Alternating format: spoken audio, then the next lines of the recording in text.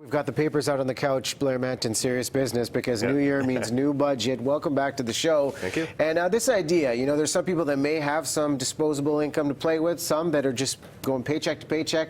Why is it so important if you're just paying your bills right now to make a budget? Well, you know, more than half of us, we operate with no budget whatsoever. It's like driving blind. You got no idea how fast you're going, which direction, are you getting to your destination or not. So a budget's really important just to see, are you on track? Are you actually going to hit your goals, or are you just drifting blind? So if we're paying our bills month to month, let's first take a look at this pie chart that kind of breaks down the main expenses a household will experience. And tell us about how you got to these percentages. Well, so part of it too is the budget doesn't have to be complicated. This one's got about, 5-6 categories in it. That's about all that you really need.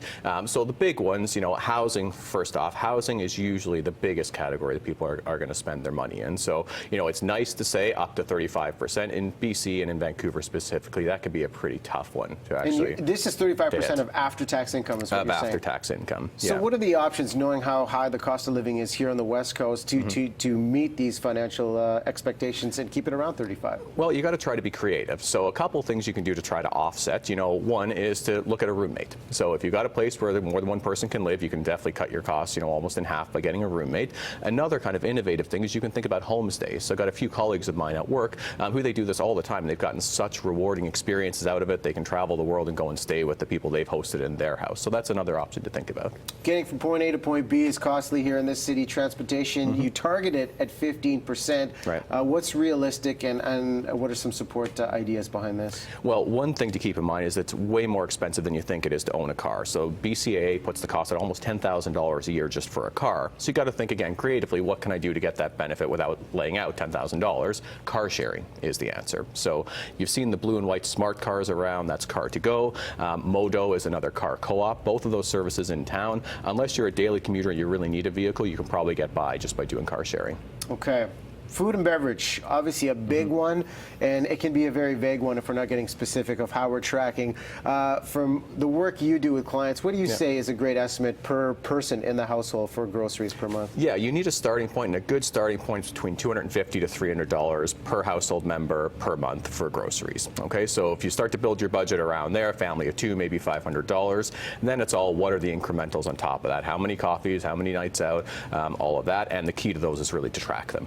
And when you talk about tracking, is there a great app when you look at the specifics? Because food, you could probably throw in your coffees, groceries, eating out, and then it's really hard to get specific of where you're spending your money. Any good apps you'd recommend? Yeah, there's one, and it's got a great name. It's called Best Budget. So it's online on the App Store, Best Budget. There's a free version and a paid version. It'll track your expenditures. It'll coach you on different categories per month, measure your income, measure your expenses. It's a great one. Okay, and if we're in the position where our budgets are really tight, we hear this age-old adage, pay yourself first.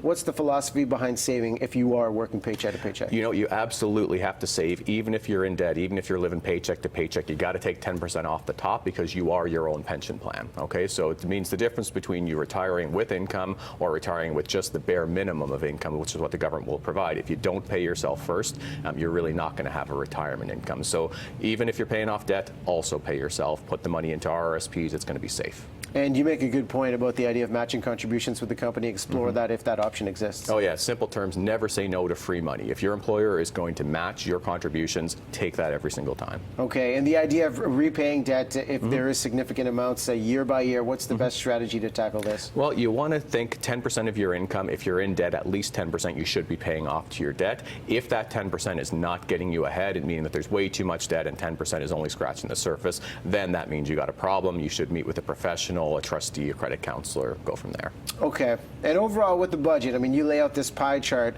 How important is it to review this month to month? Are we doing it month to month? Are we doing it week to week? What's the most effective? Oh, absolutely, month to month. If you don't revisit the budget, you're really not getting any benefit. It's like you don't have a budget. So every month, sit down, input your costs, input your income, and then measure the previous month. How did you do? Reward yourself if you did well, and if you didn't do so well, then think about what different choices are you going to make next month. And just get ahead of the game. And I know in a month's time we'll be talking RSPs and planning for the tax breaks and all. But a great jump start for 2015. New year, new budget. Thanks for the ideas, Blair. Thank you.